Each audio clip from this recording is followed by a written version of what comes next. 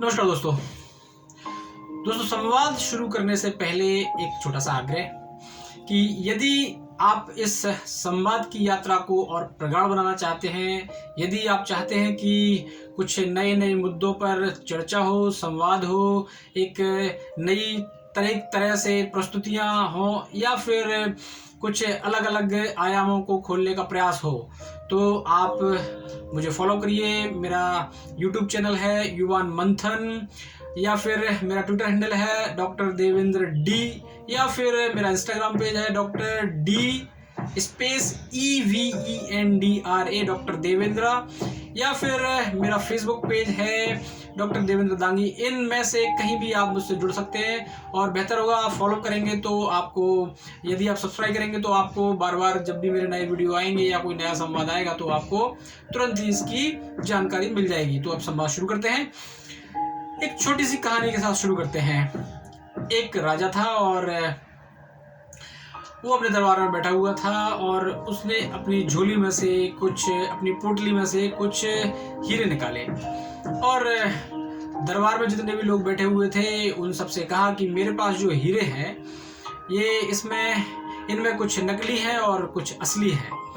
तो जो व्यक्ति इनमें से असली हीरे चुन के लाएगा उसको इनाम दिया जाएगा, और यदि ऐसा नहीं कर पाता है तो उसका सर कलम कर दिया जाएगा। तो दरबार में बैठे हुए लोग बड़े परेशान, हैरान, क्योंकि कईयों को लग रहा था कि अगर छोटी सी भी गलती होगी तो इसका खामियाजा सर कलम से भुगतना पड़ेगा। तो कई लोग नहीं उठते थे और इस तरह से ये सिलसिला हर रोज चलता रहा। एक दिन एक दिव्यांग व्यक्ति जिसकी आंखों में रोशनी नहीं थी और वो दरबार में राजा के पास आया। उसने कहा कि मैं बता सकता हूँ कि इस पोटली में कौन से हीरे असली हैं और कौन से नकली हैं। तो राजा ने उसको हीरे दिए और उसने कहा कि मुझे सिर्फ 10 मिनट का वक्त दीजिए। वो हीरे लेकर दरबार से बाहर आ गया और धूप में बैठ गया कुछ देर, और 10 मिनट बाद वापस दरबार में आया और दोनों एक अलग अलग हाथों में दोनों हीरे लेकर आया, एक हाथ में अलग और एक हाथ में अलग, और उसने राजा को बताया कि राजा साहब ये असली है और ये नकली है।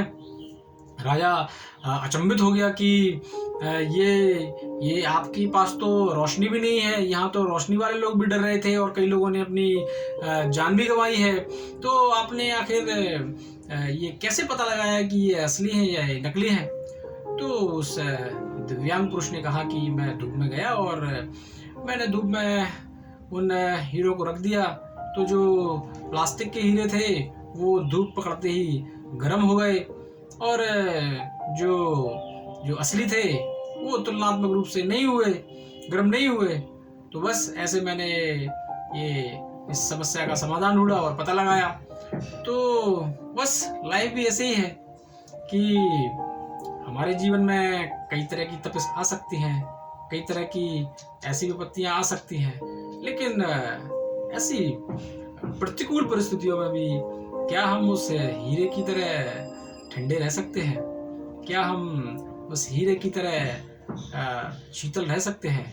यदि इतना वर्क करने में कामयाब होते हैं तो जीवन की यात्रा बहुत अच्छी हो सकती है, बहुत सहज हो सकती है, और ज़रूरतें तो सबकी पूरी हो ही जाती है। लेकिन ख्वाहिशों का तो अंबार है, ख्वाहिशों का तो ना समंदर है ना आसमान है। लेकिन हमने देखा कि कोरोना महामारी में लोगों ने लगभग किसी न किसी तरह से सबकी ज़रूरतों को पूरा होने में कैसे भी न कैसे करके हुई पूरी, या जो वंचित थे उनकी लोगों ने मदद भी की।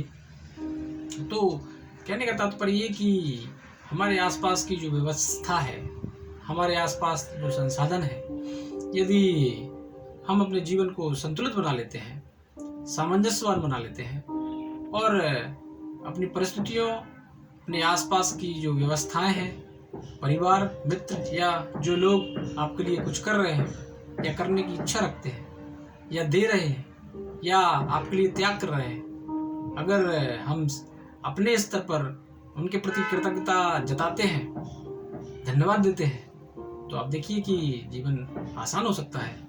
तो प्रयास करिए कि ऐसी कुछ नई चीज़ें जीवन में जोड़ें। यदि जोड़ते हैं तो वाकई में बहुत कुछ अच्छा हो सकता है। तो अभी के लिए इतना ही। बहुत बहुत शुक्रिया।